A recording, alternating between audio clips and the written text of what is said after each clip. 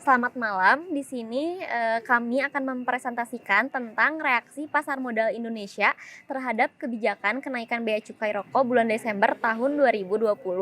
Kami beranggotakan 7 orang dengan nama kelompoknya Muhammad Syahrozi, Diki Ma'arif, Witri Febrianti, Irfan Chandra Pratama, Ahmad Falah, Agnes Alviola Rosari, dan saya Muftia Isni Sonjaya. Selamat malam, perkenalkan nama saya Ahmad Falah, NIM 029. Saya akan sedikit menjelaskan tentang reaksi pasar modal Indonesia terhadap kebijakan kenaikan bea cukai rokok pada bulan Desember tahun 2020. Sebagaimana yang telah kita ketahui, bahwasanya kebijakan pemerintah, khususnya Menteri Keuangan yaitu Bu Sri Mulyani, mengeluarkan kebijakan atau statement bahwanya kita akan menaikkan cukai rokok sebesar 12,5%. Kebijakan ini merupakan komitmen kita untuk terus berupaya menyeimbangkan berbagai aspek dari cukai hasil tembakau yang dikutip dalam konferensi pers di Jakarta pada hari Kamis 10 Desember 2020. Menteri Keuangan merinci untuk industri yang memproduksi sigaret putih mesin atau SPM golongan 1 naik sebesar 18,4%. Sigaret putih mesin golongan 2A naik sebesar 16,5%, dan sigaret putih mesin golongan B naik 18,1%. Kemudian untuk sigaret kretek mesin golongan 1 naik sebesar 16,9%. Maka dengan terkaitnya kenaikan cukai dan harga rokok yang merupakan salah satu sumber penerimaan negara dan berkontribusi paling besar dalam APBN, terutama sektor penerimaan dalam luar negeri, cukai merupakan salah satu pungutan tidak langsung, namun ternyata pungutan cukai memiliki karakteristik yang berbeda. Selain itu, industri tembakau memberikan kontribusi besar bagi pemerintah dengan memperoleh dana dari masyarakat bagi kas negara untuk pembiayaan belanja pemerintah. Bea cukai rokok hampir setiap tahunnya mengalami kenaikan karena dapat memberikan eksternalitas negatif. Selain itu dapat memberikan sumbangan besar terhadap penyerapan tenaga kerja. Kebijakan atas kenaikan batasan harga jual, eceran, dan kenaikan tarif cukai juga dilakukan pemerintah untuk menangani maraknya rokok ilegal. Sri Mulyani Indrawati akhirnya memutuskan untuk menaikkan tarif cukai rokok di tahun 2021. Berdasarkan pada peristiwa tersebut, maka penelitian ini akan mengangkat event studi kenaikan bea cukai rokok, yaitu untuk melihat perubahan tingkat AAR atau Average Abnormal Return sebelum, saat, dan sesudah peristiwa tersebut, sehingga akan terlihat reaksi pasar modal dan tingkat sensitivitas informasi ini untuk investor. Saya Muftia Isni Sonjaya. Tujuan dalam penelitian ini adalah untuk menganalisis abnormal return dan reaksi pasar terhadap peristiwa kenaikan bea cukai rokok bulan Desember tahun 2020. Dengan terkaitnya kenaikan cukai dan harga pokok merupakan salah satu sumber penerimaan negara dan berkontribusi penting dalam APBN, terutama sektor penerimaan dalam luar negeri. Selanjutnya, saya akan menjelaskan tentang definisi pasar modal menurut beberapa ahli. Yang pertama, ada dari Sunariah. Dalam arti sempit, pasar modal adalah suatu pasar atau tempat berupa gedung yang disiapkan guna memperdagangkan saham-saham, obligasi-obligasi, dan jenis surat berharga lainnya dengan memakai jasa para perantara pedagang efek. Sedangkan menurut Husnan, secara formal, pasar modal dapat didefinisikan sebagai pasar untuk instrumen keuangan atau sekuritas jangka panjang yang bisa diperjualbelikan, baik dalam bentuk hutang maupun modal sendiri, baik yang diterbitkan pemerintah, public authorities, maupun perusahaan swasta.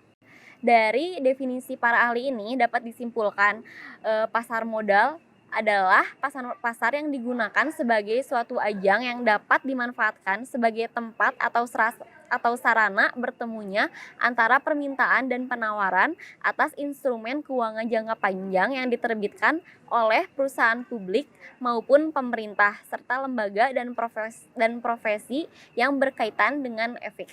Selanjutnya akan dijelaskan oleh Agnes. Selamat malam, nama saya Agnes Alfiel Rosari, NIM 030. Saya akan melanjutkan penjelasan. Saya akan menjelaskan mengenai efisiensi pasar modal. Menurut Marta Lena dan Maya Melinda pada tahun 2011, terdapat 3 bentuk atau 3 tingkatan yang menyatakan efisiensi pasar modal. Yang pertama adalah bentuk efisiensi yang lemah atau weak form efficiency. Yang kedua adalah bentuk efisiensi yang setengah kuat atau semi-strong efficiency. Dan yang terakhir adalah bentuk efisiensi yang kuat atau strong form efficiency. Di mana untuk weak form efficiency atau bentuk efisiensi yang lemah merupakan suatu keadaan di mana harga-harga mencerminkan semua informasi yang ada pada catatan harga di waktu yang lalu. Untuk efisiensi yang setengah kuat merupakan suatu keadaan di mana tidak hanya mencerminkan harga-harga yang di masa lalu, tapi juga semua informasi yang dipublikasikan. Untuk bentuk efisiensi yang kuat atau strong form efficiency merupakan keadaan di mana harga tidak hanya mencerminkan semua informasi yang dipublikasikan, tetapi juga informasi yang bisa diperoleh dari analisis fundamental tentang perusahaan dan perekonomian. Selanjutnya saya akan menjelaskan mengenai event study. Event study menurut Peterson pada tahun 1989 merupakan suatu metode penelitian untuk mengamati suatu dampak dari suatu peristiwa atau event terhadap harga saham di pasar modal. Pengamatan ini biasanya dilakukan dengan melihat perilaku pendapatan atau return saham maksud saya di sekitar kejadian diamati. Kejadian diamati bukan hanya kejadian meliputi peristiwa ekonomi, namun juga meliputi peristiwa non-ekonomi untuk mengetahui ada ataukah tidak adanya abnormal return yang diperoleh oleh pemegang saham. Selanjutnya akan dijelaskan oleh rekan saya Witri. Nama saya Witri Febrianti Nurrohmah, NIM 024, akan melanjutkan penjelasan dari rekan saya. Tujuan event study sebagaimana disebutkan oleh Kritsman adalah untuk mengukur hubungan antara suatu peristiwa dengan tingkat pengembalian atau return dari surat berharga. Lama Sigi menyebutkan bahwa dari beberapa pengertian dapat disimpulkan bahwa event study dikembangkan untuk menganalisis reaksi pasar terhadap suatu peristiwa yang informasinya dipublikasikan, baik peristiwa ekonomi ataupun peristiwa non-ekonomi. Selain itu, event study juga dapat digunakan untuk menguji suatu kandungan informasi dari suatu peristiwa atau pengumuman. Jika suatu peristiwa atau pengumuman tersebut mengandung informasi lalu dipublikasikan, diharapkan bisa merubah reaksi pasar. Nah, reaksi pasar ditunjukkan dengan adanya perubahan harga sekuritas. Reaksi ini biasanya diukur dengan menggunakan konsep abnormal return. Menurut Yogianto tahun 2010, abnormal return adalah kelebihan dari imbal hasil yang sungguhnya terjadi terhadap imbal hasil normal. Nah, imbal hasil normal ini merupakan imbal hasil ekspektasi atau imbal hasil yang diharapkan oleh investor. Nah, selanjutnya akan disampaikan oleh rekan saya. Assalamualaikum warahmatullahi wabarakatuh. Perkenalkan, nama saya adalah Diki Ma'arif dengan NIM 51121181023. Di sini, saya akan melanjutkan presentasi yang sebelumnya disampaikan oleh rekan saya. Pada kesempatan kali ini, saya akan membahas tentang yang pertama, itu adalah saham apa yang akan kami lakukan analisis. Yang kedua, itu adalah data yang digunakan untuk melakukan analisis adalah apa. Kebetulan kami menggunakan data close price. Untuk yang ketiga, itu adalah menyiapkan data untuk pengujian abnormal return dan pengujian lain-lainnya. Saham yang kami pilih dalam pembahasan kali ini yaitu ada 3 saham dari perusahaan rokok. Yang diantaranya adalah yang pertama PT Indonesia Tobacco, yang kedua itu adalah HM Sampurna Tbk, dan yang ketiga adalah PT Gudang Garam Tbk. Disesuaikan dengan peristiwa yang kami ambil. yaitu dengan adanya kenaikan dari bea cukai. Alasan kami memilih perusahaan tersebut dikarenakan ketiga perusahaan memiliki perbedaan harga saham yang sangat berbeda sekali. Untuk data yang akan kami uji, kami menggunakan data close price, seperti yang sebelumnya telah saya sampaikan. Data ini kami peroleh berasal dari IDX. Data yang akan kami gunakan ini sebagai berikut. Ini merupakan adalah data yang akan kami gunakan pada perusahaan tobacco yang dimulai dari tanggal 2 Desember sampai dengan tanggal 21 Desember. Dan selanjutnya, ini adalah data saham close price yang akan kami gunakan berasal dari perusahaan HM Sampurna Tbk.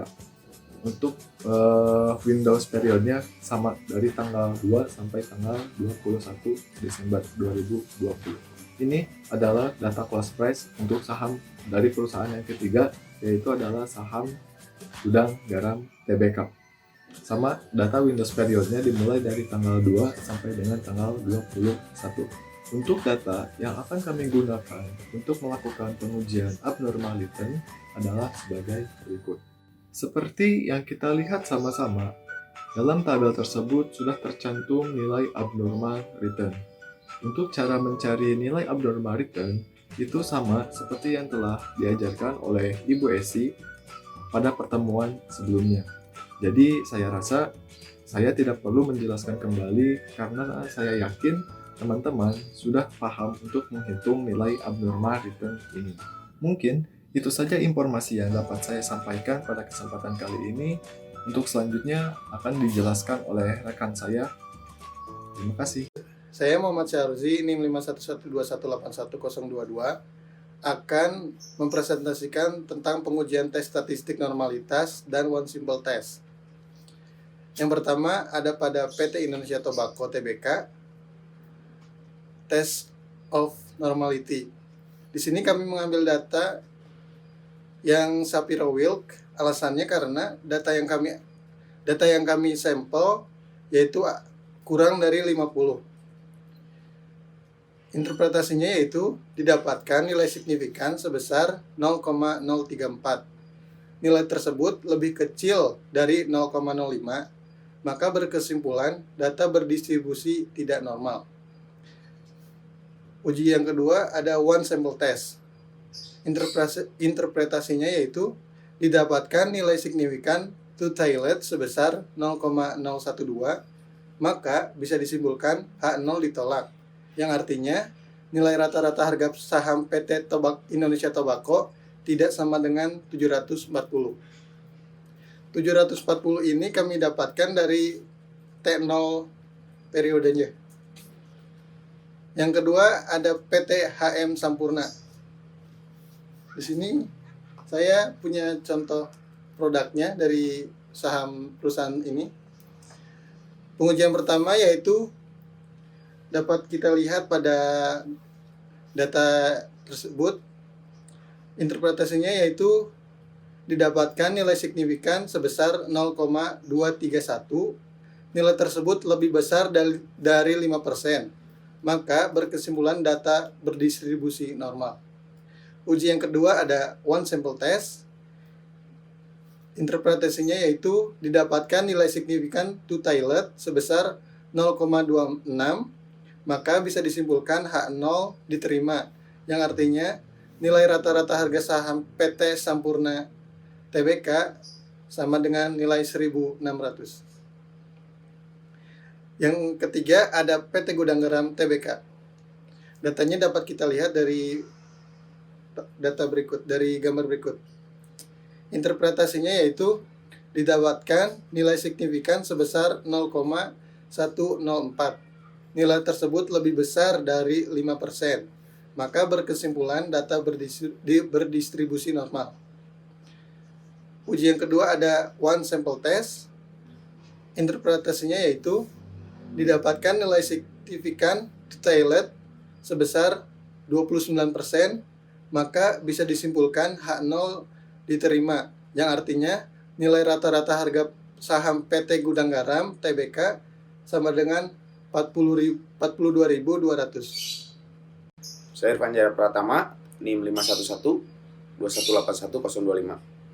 Di sini saya akan menjelaskan tentang uji parent sample statistik pada PT Indonesia Tobacco Tbk dengan PT HM Sampurna Tbk. Nah, datanya ada pada sebagai berikut. Dari sini kita dapat interpretasi, yaitu diketahui bahwa nilai signifikan 2 TILT sebesar 0,000 kurang dari 0,05. Maka kita dapat simpulkan bahwa terdapat perbedaan yang nyata antara saham PT Indonesia Tobacco dengan PT HM Sampurna. Nah, selanjutnya ada uji parent sample statistik pada PT Tobacco Indonesia Tbk dengan PT Gudang Garam Tbk dengan data sebagai berikut. Interpretasinya yaitu diketahui bahwa nilai signifikan 2 TILT sebesar 0,000 kurang dari 0,05, maka kita dapat simpulkan bahwa terdapat perbedaan yang nyata antara PT Tobacco Indonesia dengan PT Gudang Garam. Dan selanjutnya ada uji parent sample statistik pada PT HM Sampurna Tbk dengan PT Gudang Garam Tbk dengan data sebagai berikut. Interpretasinya yaitu diketahui bahwa nilai signifikan 2 TILT sebesar 0,000